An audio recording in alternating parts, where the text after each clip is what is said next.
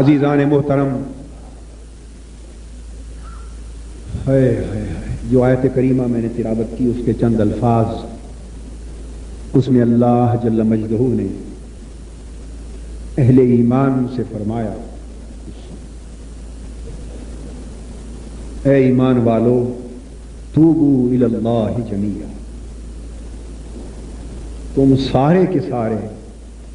مل کر اللہ کی بارگاہ میں توبہ کرو۔ آج اس رات کی اہمیت کیا ہے؟ توبہ تو ہم سب کرتے ہیں اور ہر کوئی جدا جدا کرتا ہے، روتا بھی ہر کوئی ہے، التجائیں بھی سب کرتے ہیں، مگر آج ہزاروں لاکھوں فرزندان اسلام، ہزاروں لاکھوں افراد مل کے بیٹھے ہیں اللہ کے حضور توبہ کرنے کے لیے، گڑ گڑانے کے لیے۔ اتنے آنسو کتنی آنکھوں سے جو بہیں گے، خدا جانے کس کی آنکھ کا گرا ہوا آنسو اس بارگاہ میں قبول ہو جائے،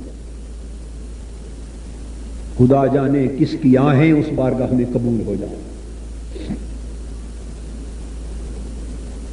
اور ایک آنسو بھی کسی کا قبول ہو گیا تو ساروں کی سمجھ جائے۔ حدیث پاک میں آتا ہے کہ قیامت کا دن ہوگا، ایک گناہگار کو اس کے حساب و کتاب کے بعد پکڑ کے دوزخ میں پھینکے جانے کا فیصلہ سنا دیا جائے گا۔ ملائکہ اسے دوزخ کے دروازے کی طرف لے چلیں گے، دوزخ کے دروازے پر پہنچ کر اسے جہنم میں گرائے جانے کا وقت قریب آئے گا۔ وہ ہر قسم کے واسطے دے گا، ہر قسم کی التجائیں کرے گا اللہ کے حضور، مگر فیصلہ صادر ہو چکا ہوگا۔ آخر وقت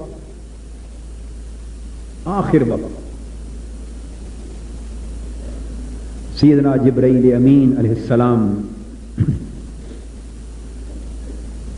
کسی برتن میں کچھ پانی لائیں گے اور پیش کریں گے حضور علیہ الصلوۃ والسلام کی بارگاہ اقدس میں، اور عرض کریں گے حضور دوزخ کی آگ کے شعلے اچھل رہے ہیں، لپک رہے، بڑے بلند ہو رہے ہیں، اور آج اس دوزخ کی آگ کے شعلوں سے کسی کے لیے بچاؤ جو اس کا حقدار ہے، ان حقداروں میں سے کسی کے لیے بچاؤ ممکن نہیں۔ اس پانی کو اس آگ پہ چھڑکے، وہ دوزخ کی آگ جو کسی واسطے سے بھی بجھ نہیں رہی ہوگی، اس پر جب وہ چند بوندیں پانی کی پڑیں گی تو وہ بجھ جائے گی۔ پوچھا جائے گا کہ حضور یہ پانی کیا تھا جس کے چند قطروں نے دوزخ کی اس آگ کے شعلوں کو بجھا دیا؟ آپ فرمائیں گے یہ میری امت کے گناہگاروں کے آنسو تھے، یہ گناہگاروں کے آنسو تھے، ان آنسوؤں نے دوزخ کے بلند ہوتے ہوئے شعلوں کو بجھا دیا ہے۔ آج ہم اللہ کے حضور ان گناہگار آنکھوں کے وہی آنسو بہانا چاہتے ہیں۔ اللہ رب العزت نے فرمایا کہ تم سب مل کر توبہ کرو تاکہ اتنی کثرت کے ساتھ آنسو بہیں، اتنی کثرت کے ساتھ چیخ و پکار اللہ کے حضور ہو، آہو فغاں بلند ہو کہ پھر اس کی ذات کو، اس کی رحمت کو ترس آ ہی جائے۔ حضور نبی اکرم صلی اللہ تعالی علیہ وآلہ وسلم کہ معمولات کے بارے میں حدیث پاک میں آتا ہے کہ یہی 15 شعبان معظم کی رات ہے. حضرت عائشہ صدیقہ رضی اللہ تعالی عنہا اچانک دیکھتی ہیں کہ آپ کا بستر خالی ہے. دائیں بائیں نظر دوڑاتی ہیں، آدھی رات کا وقت ہے، بستر بھی خالی ہے اور حجرہ مبارک میں بھی کہیں حضور دکھائی نہیں دیتے. اسی پریشانی میں آقا کی تلاش میں نکل کھڑی ہوتی اور تلاش کرتے کرتے آقا کے پیچھے جنت البقیع میں چلی جاتی، جہاں مومنین کی، مومنات کی، مسلمانوں کی قبریں ہیں، قبرستان ہیں. جنت البقیع میں پہنچتی اور دیکھتی ہیں کہ آقا اس کے ایک کونے میں اللہ کے حضور سجدہ ریز ہیں اور رو رو کر اللہ کے حضور دعائیں کر رہے ہیں، اپنی امت کی بخشش اور اپنی امت کی مغفرت کے لیے التجائیں کر رہے ہیں. پلٹ آتی، آقا سے پوچھا گیا تو آپ نے فرمایا کہ یہ 15 شعبان معظم کی مبارک رات وہ رات ہے کہ جو شخص اس میں اللہ کے حضور رو کر اپنے گناہوں کی معافی مانگے، کچھ سجدے اللہ کے حضور نذر کرے، توبہ اور استغفار کرے، اللہ رب العزت اس کی زندگی بھر کے گناہ معاف فرما دیتے. اس رات کے دامن کو یہ سعادت حاصل ہے کہ اس میں اور لیلۃ القدر کہ یکبارگی قرآن پاک کے نزول کا شرف اس رات کے دامن کو حاصل ہے. آقا کے معمولات میں سے تھا کہ رات کے اندھیروں میں اٹھ جاتے تھے، اللہ کے حضور عبادت کرتے اور اس قدر روتے کہ آپ کی ریش مبارک آنسوؤں کے ساتھ تر ہو جاتی. اور ہر روز صحیح مسلم اور صحیح بخاری میں ہے، حضور علیہ الصلوۃ والسلام ہر روز ارشاد فرماتے ہیں کہ میں ہر روز اللہ کے حضور 100 مرتبہ توبہ کرتا ہوں، 100 مرتبہ استغفار کرتا ہوں. ایک حدیث میں ہے 70 مرتبہ استغفار کرتا ہوں. تو خشیت الہی کا یہ عالم آقا کی زندگی میں، وہ ذات جو معصوم ہے، جس ذات کی زندگی میں گناہ کا کوئی تصور ہی نہیں، امکان ہی نہیں، وہ معصوم ذات جن کے وجود پاک سے، جن کے قدموں کے تصدق سے لوگوں کو نیکیوں کی سعادت نصیب ہو رہی ہے، لوگوں کو تقوی نصیب ہو رہا ہے، لوگوں کو طہارت نصیب ہو رہی ہے. گناہ جس معصوم ذات کی زندگی کے قریب بھی آنے کا تصور نہیں کرتا،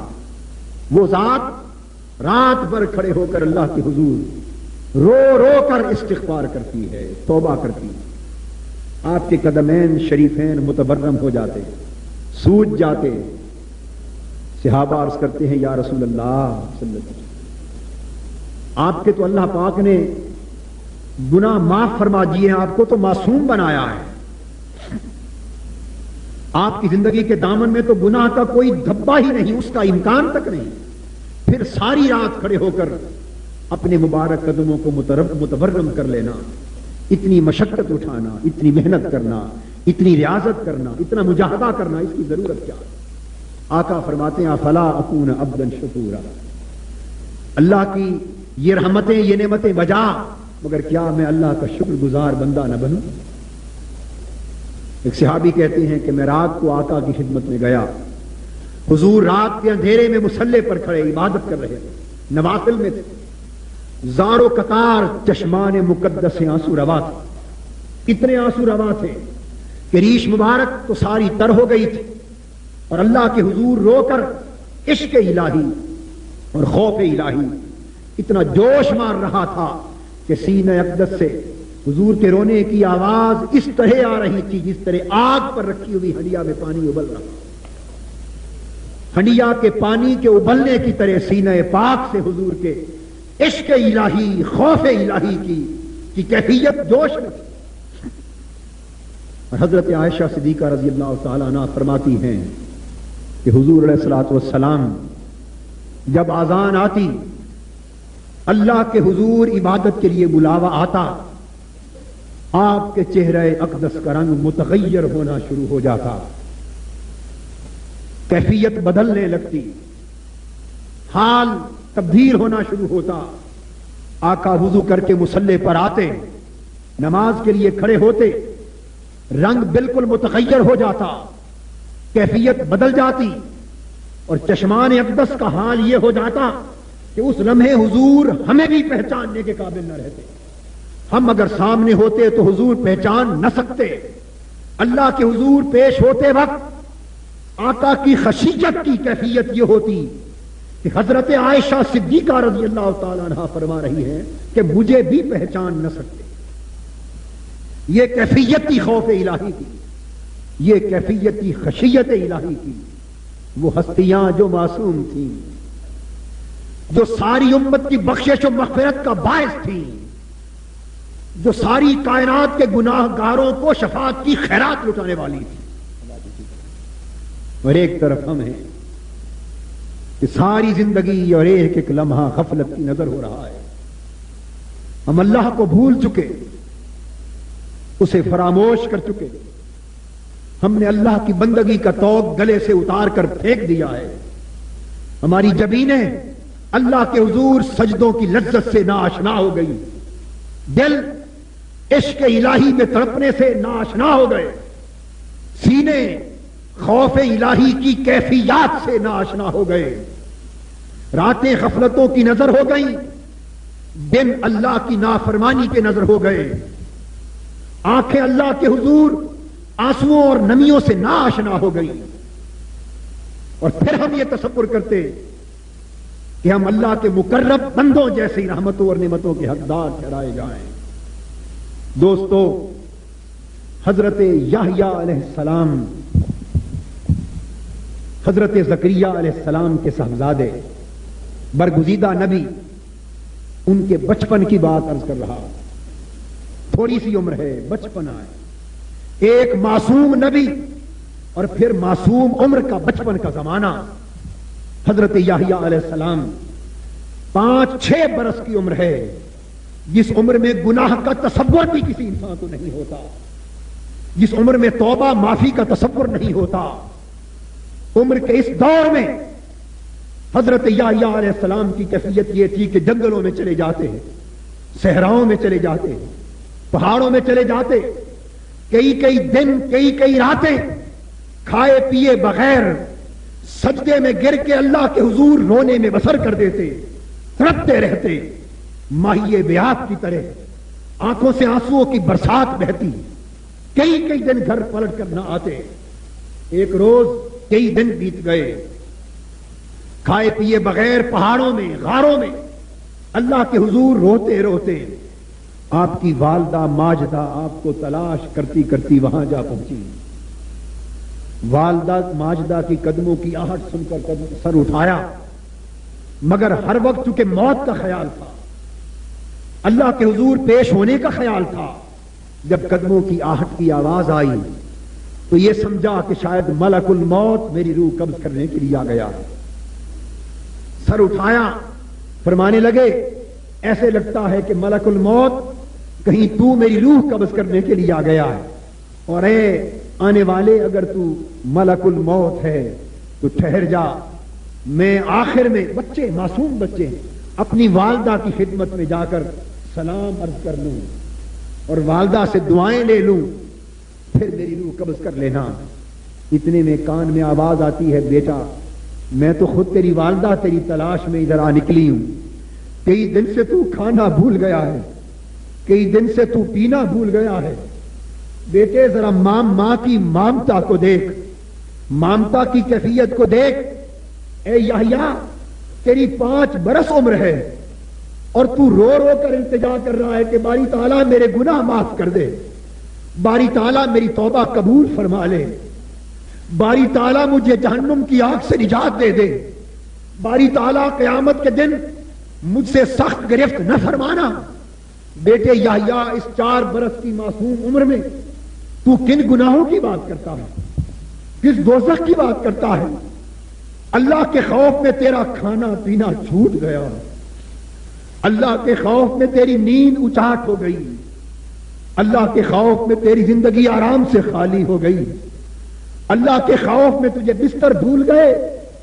اس عمر میں تو بچے بستر پر آرام کی نیند تان کر سوتے ہیں، اس عمر میں بچوں کو تو مرنے کا تصور بھی نہیں ہوتا، اس عمر میں بچوں کو دوزخ کا تصور نہیں ہوتا۔ یحییٰ تیری یہ کیفیت کیوں ہو گئی کہ آج 7واں دن ہے، تو کھانا پینا چھوڑ کر پہاڑوں کی غاروں میں روئے جا رہا ہے، پہاڑوں کی غاروں میں روئے جا رہا ہے۔ اور یہ خبر کیسے ہوئی رونے کی؟ پتہ کس طرح چلا کہ وہ غار میں روئے جا رہے اور کسی کو خبر نہیں کہ حضرت یحییٰ کہاں ہیں۔ تلاش کرتے کرتے ایک چرواہا نظر آیا، اس کے ساتھ کچھ بکریاں ہیں، ریوڑ ہے۔ اس چرواہے سے پوچھا کہ چرواہے، ادھر کہیں میرے بیٹا یحییٰ روتا ہوا نظر آیا ہو، کہیں تو نے اسے دیکھا ہو؟ کئی دن گزر گئے، آج وہ پلٹ کر گھر نہیں آیا۔ چرواہے نے کہا کہ مجھے حضرت یحییٰ کی تو خبر نہیں، صرف اتنا جانتا ہوں کہ آج کئی دن 3-4 دن ہو گئے، اس غار میں کسی معصوم بچے کی رونے کی آواز آتی ہے، دن رات وہ مسلسل رو رہا ہے، اتنی دردناک آواز اس کے رونے کی اٹھتی ہے کہ میں اپنی بکریوں کو یہاں لاتا ہوں۔ آج 4تھے دن سے اس کی رونے کی، اس کی آہوزاری کی، چیخ و پکار کی دردناک آواز سن کر میری بکریوں نے بھی کھانا چھوڑ دیا۔ یہاں آتی بکریاں سر نیچے جھکا کر کھائے بغیر ان کی آنکھوں سے آنسو بہتے رہتے۔ خدا جانے غار میں اس درد کے ساتھ رونے والا گنہگار کون ہے، اور اس کے سوا اور کوئی خبر نہیں۔ وہ سمجھ گئی کہ اس درد بھری آواز میں رونے والا یحییٰ کے سوا اور کون ہو سکتا ہے۔ قریب گئیں تو وہ حضرت یحییٰ تھے، اٹھے، فرمایا بیٹے گھر آ، اور تو کیوں روتا ہے؟ فرمانے لگے امی جان، کیا مجھے یہ وعدہ آپ کرتی ہیں کہ قیامت کے دن اگر میری گرفت ہوئی اور دوزخ کا فیصلہ سنا دیا گیا تو کیا آپ مجھے بچا لیں گی؟ والدہ ماجدہ نے فرمایا بیٹا، میں تو دوزخ سے بچانے اور قیامت کی گرفت سے بچانے کا وعدہ نہیں کر سکتی۔ فرمایا امی جان، اگر آپ اس دن مجھے چھڑانے کا وعدہ نہیں کر سکتی تو آج رونا کیوں چھڑاتی ہیں؟ پھر جی بھر کے رو لینے لے، گھر لائیں۔ یہ کیفیت تھی حضرت یحییٰ علیہ السلام کی، اتنا روتے تھے اللہ کے خوف میں، اللہ کی محبت میں، خشیت کا یہ عالم تھا،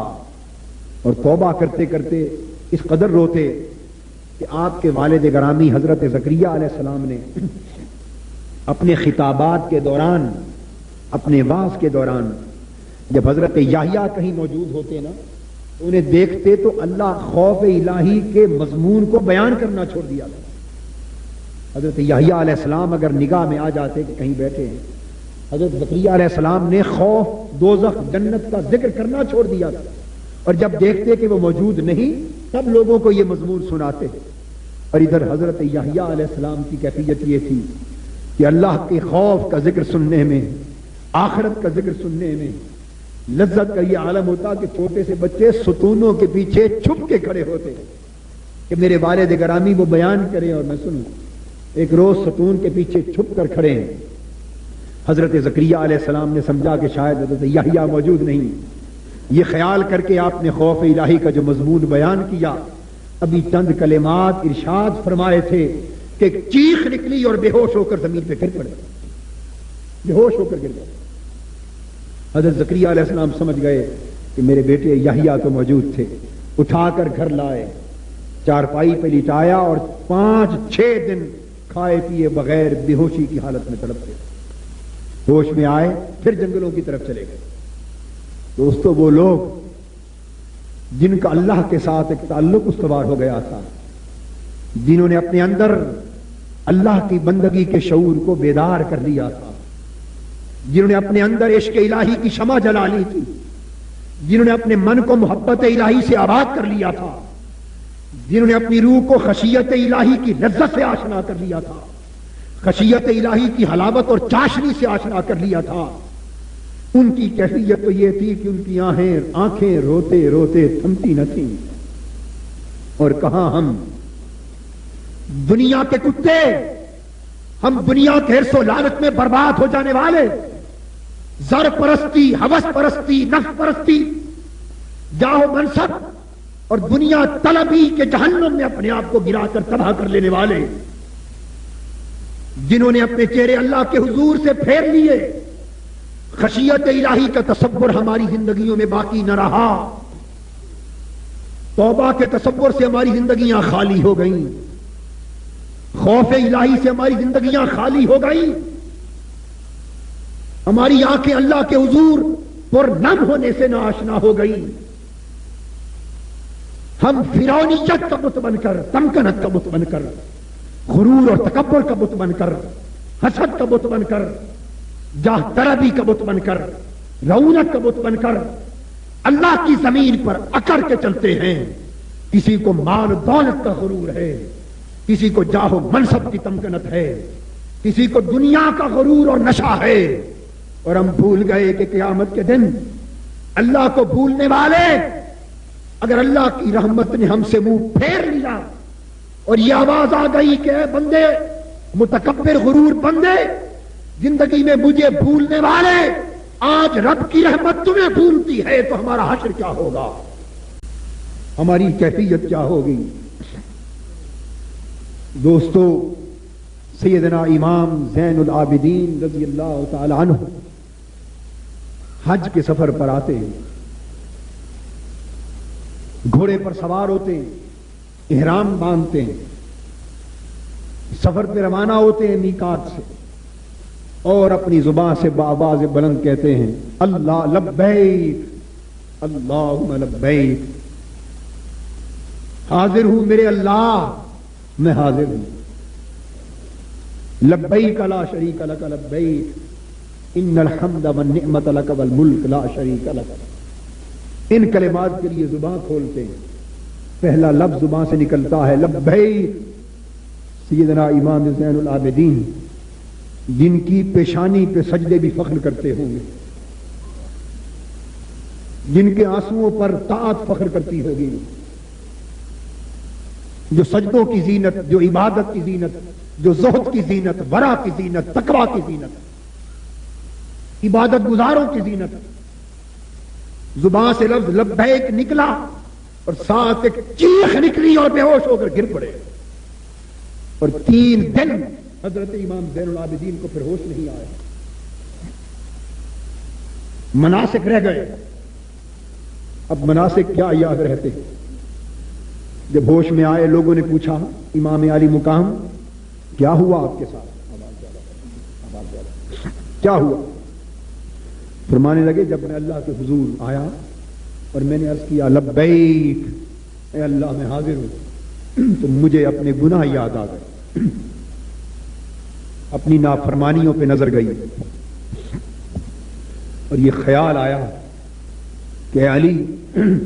آپ کا نام علی تھا، علی اوسط، علی تو اللہ کے حضور تو پیش ہو کر عرض کر رہا ہے لبیک میں حاضر ہوں، مگر تیری نافرمانیوں کو دیکھ کر اگر اللہ کی بارگاہ سے یہ جواب آ گیا کہ جا تیرا آنا ہم قبول نہیں کرتے، تو کیا کرے گا؟ بس اتنا خیال آنے کی دیر تھی کہ چیخ نکلی اور بے ہوش ہو کر گر گئے۔ پھر یہی امام زین العابدین کعبے کا مطاف ہے، کعبے کا صحن ہے، لوگ اللہ کے گھر کا طواف کرنے میں مصروف ہیں، پچھلی رات کا وقت، لوگ دیکھتے ہیں کہ کوئی جوان چہرے پر نقاب اوڑے ہوئے مقام ملتزم پر کھڑا، کعبے کا غلاف ہاتھ میں تھامے ہوئے رو رہا ہے اور عرض کر رہا ہے کہ باری تعالی مجھے معاف کر دے، میرے گناہ اتنے ہیں کہ تیری ساری کائنات پہ ریت اور مٹی کے اتنے ذرے نہیں، میرے گناہ اتنے ہیں کہ تیری کائنات کے سمندروں اور دریاؤں میں پانی کے اتنے قطرے نہیں، مجھے معاف کر دے، میرے گناہ اتنے ہیں کہ تیری پوری زمین پر درختوں کے اتنے پتے نہیں، تیری کائنات میں اتنی وسعتیں نہیں جتنے میرے گناہ ہیں میرے اللہ۔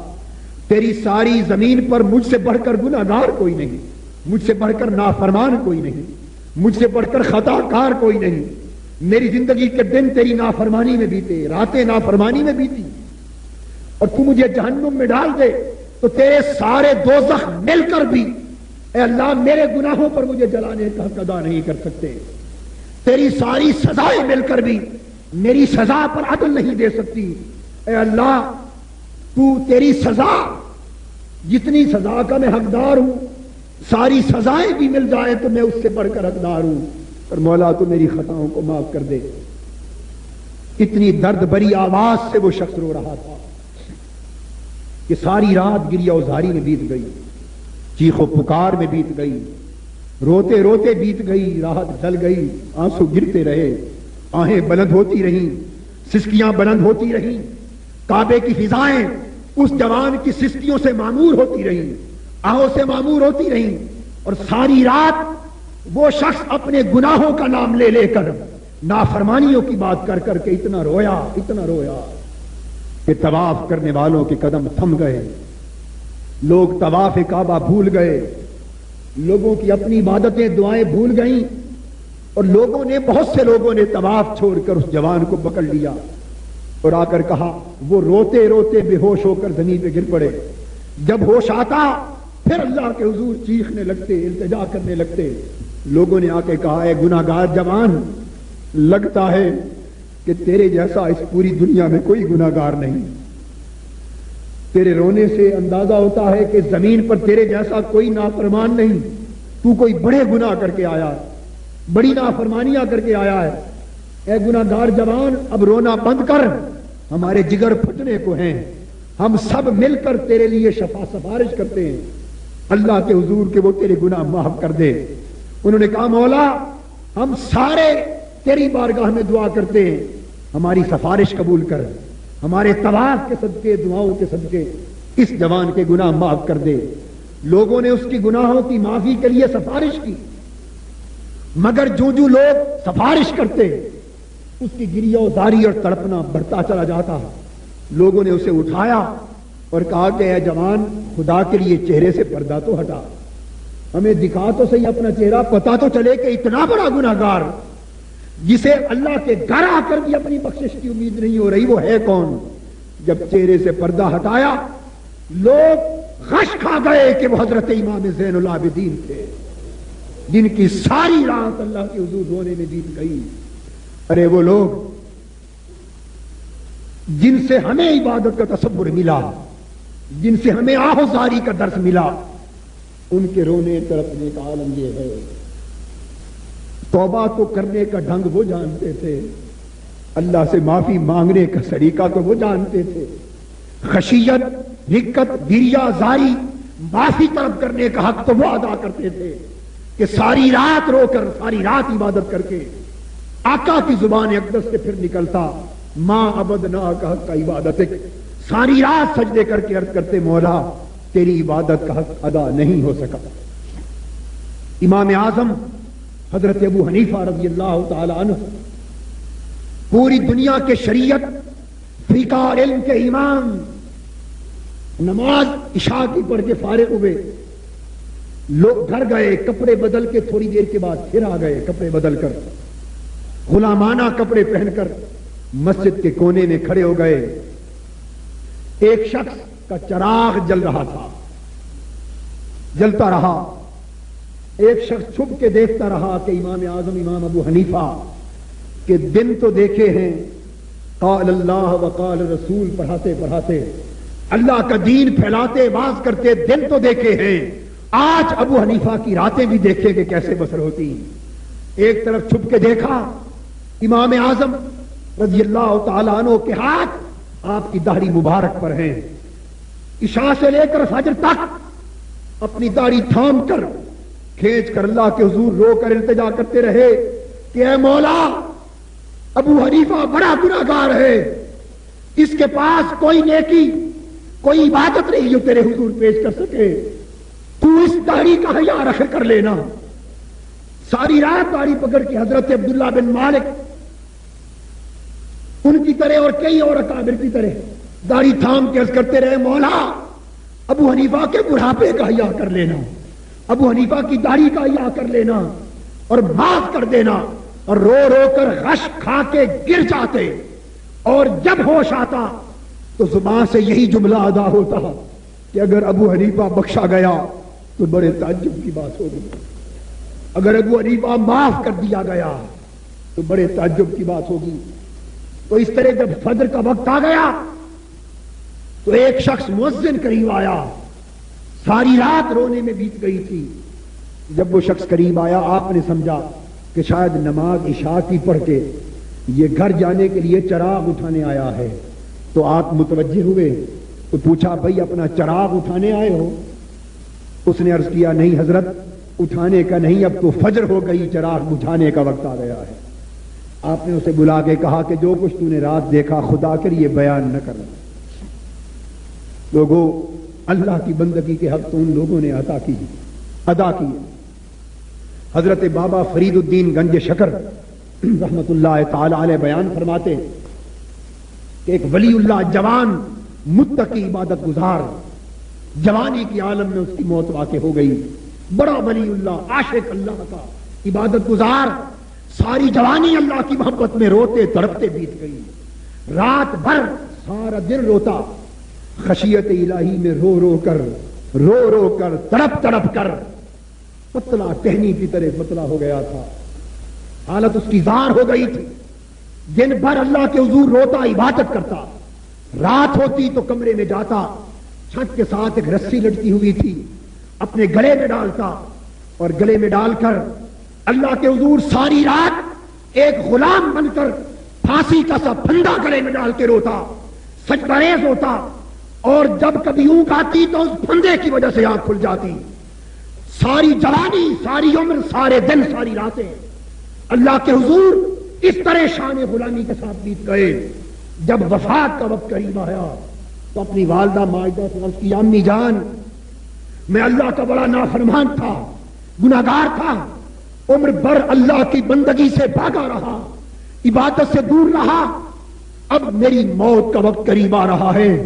مجھے ڈر ہے کہ میرا حشر کیا ہوگا. امی جان میری 3 درخواستیں ہیں وہ پوری کر دینا. والدہ نے کہا بیٹا بولو پوری کر دوں گی, کیا ہے؟ عرض کیا امی جان جب مر جاؤں اور میری روح قفس سے ان سری سے پرواز کر جائے تو میرے گلے میں وہی رسی کا پھندا ڈال دینا اور گھر کے صحن میں میری میت کو, میری لاش کو گھسیٹ کر چاروں طرف گھمانا اور بلند آواز سے کہنا لوگوں اللہ کے نافرمانوں کا حال یہ ہوتا ہے, اللہ کے نافرمانوں کا حال یہ ہوتا ہے. میری لاش کو گھر کے اطراف میں گھسیٹنا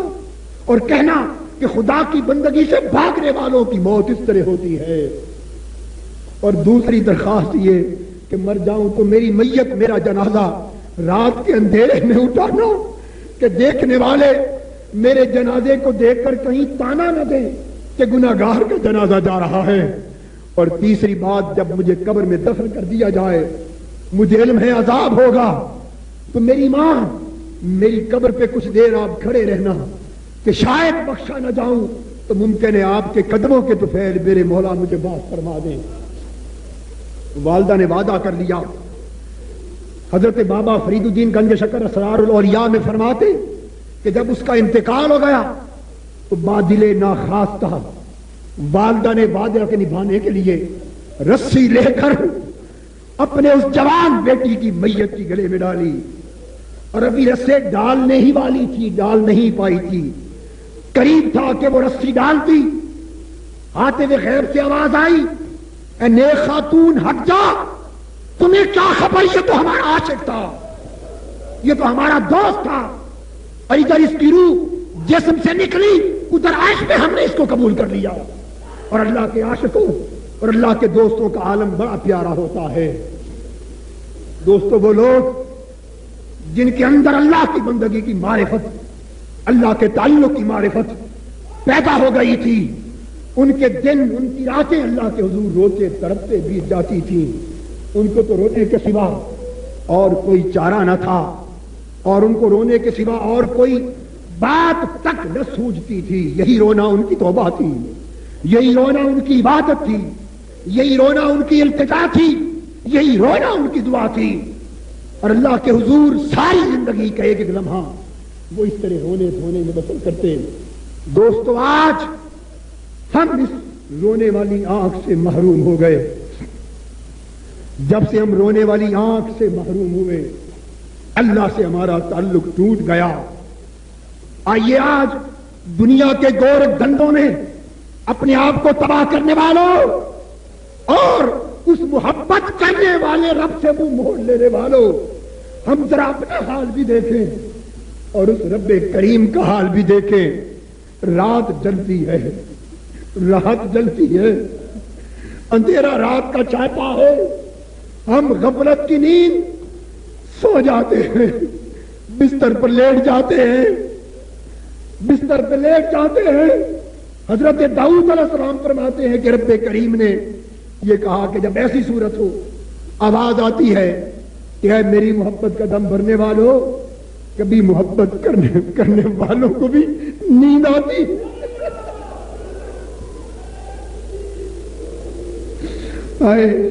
کبھی محبت کرنے والوں کو بھی نیند آتی ہے. آواز آتی ہے میرے بندے, میری محبت کا دم بھرنے والے, دیکھ میں تمہیں یاد کر رہا ہوں, تو غفلت کی نیند سو رہا ہے, غفلت کی نیند سو رہا ہے. حضرت بابا فرید کہتے ہیں اٹھ فریدا ستیا تو جھاڑو دے مسیت, اٹھ فریدا ستیا تو جھاڑو دے مسیت, اٹھ فریدا ستیا تو جھاڑو دے مسیت, تو ستا او جاگدا تیری ڈاڈے نال پرید. دوستو سوچنے کی بات ہے, ہم اللہ کے بندے ہو کر غفلت کی نیند سوئے اور محبت کرنے والا رب آوازیں دے, وہ پوچھے ہے کوئی مجھ سے معافی مانگنے والا, میں معاف کر دوں. ہے کوئی مجھ سے بخشش کی خیرات طلب کرنے والا, میں خیرات جب کی جھولی بھر دوں. ہے کوئی مجھ سے گناہوں کی معافی طلب کرنے والا, میں اس کے گناہ معاف کر دوں. ہم کتنے ظالم ہیں, ہم کتنے ظالم ہیں. سارا دن دنیا طلبی میں بیت جائے, رات آئے تو ہم آرام کی نیند سو جائیں. ہم کس طرف جا رہے ہیں دوستو؟ آج سوچنے کی رات ہے. اپنے گریبان پکڑ کے جھنجھوڑو, پکڑو اپنے گریبانوں کو, جھنجھوڑو. ہم کس طرف جا رہے ہیں, کس طرف جا رہے ہیں؟ کیا یہ چہرہ لے کر خدا کے حضور پیش ہوں گے؟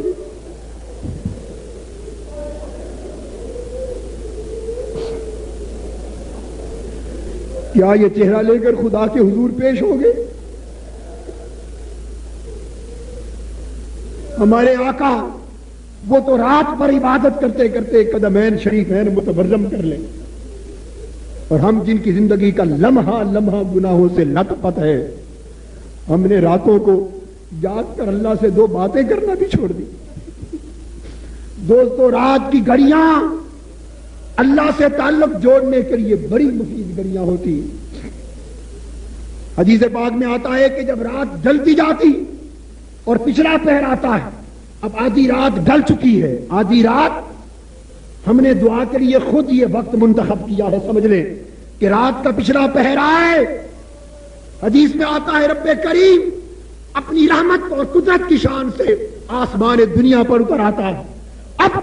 وہ اپنی شان رحمت اور شان قدرت سے آسمان دنیا پہ نزول فرمانے کا وقت آ گیا ہے, اور اتر کے آواز دیتا ہے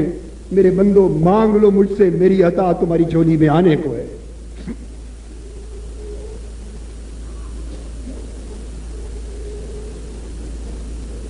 ہماری بندگی اس وقت تک بندگی نہیں ہے جب تک کم سے کم ہم یہ تہیا نہ کریں کہ ہم رات کی چند گھڑیاں اللہ کے حضور سجدہ ریز ہو کر رونے اور دھونے میں نہ گزار دیں. آج کی رات ہمیں اللہ کے حضور توبہ کرنی ہے، اپنے گناہوں پر معافی مانگنی ہے اور یہ عہد کرنا ہے کہ اے مولا آج ہم تیری ذات سے اپنا تجدید بندگی کرتے ہیں، اپنا تجدید بندگی کرتے ہیں۔ آج منافقت سے توبہ کرنی، دجل اور فریب سے توبہ کرنی ہے۔ ہم اللہ کی مخلوق پر ظلم کرتے ہیں۔ لوگوں سوچو کس طرف جا رہے، مسلمان کا گلا کاٹ رہا ہے، مسلمان کی گولی سے مسلمان کا سینہ چھلنی ہو رہا ہے، مسلمان کو ضیاء کر رہا ہے۔ ہم نہ اللہ کا حق ادا کر رہے نہ اللہ کی مخلوق کا حق ادا کر رہے۔ اللہ کی مخلوق ہمارا پیار پیسے سے، ہمارا پیار کوٹھیوں سے، ہمارا پیار بال و دولت سے، ہمارا پیار جاہ و منصب سے، ہمارا پیار زر و دنیا سے ہے، ہمارا پیار دنیا کی مختلف نعمتوں اور آسائشوں سے ہے۔ مگر آؤ آج اپنے پیار کی ان جھوٹے پیاروں کی ڈوریاں کاٹ کر اپنے پیار کی ڈوری اللہ کی ذات سے جوڑ لیں، اللہ کی ذات سے جوڑ لیں، اور جو کچھ آج مانگیں پھر اس پر استقامت کے ساتھ دیں، اس پر قائم رہیں، اس سے پھر پیچھے ہٹنے نہ پائیں، اس سے پیچھے ہٹنے نہ پائیں۔ اس لیے گفتگو ختم کرتے ہوئے میں اب ترتیب کو جو پروگرام دیا تھا اس کو تبدیل کرتا ہوں۔ ابھی گفتگو ختم کر کے ہم روشنیاں بجھا دیں گے، سارے لوگ آنکھیں بند کر کے اللہ کی طرف متوجہ ہوں گے، اپنے گناہوں کو یاد کریں گے، لغزشوں کو یاد کر کے مراقبے کی حالت میں سر جھکا کے بیٹھیں گے اور یوں سمجھیں گے جیسے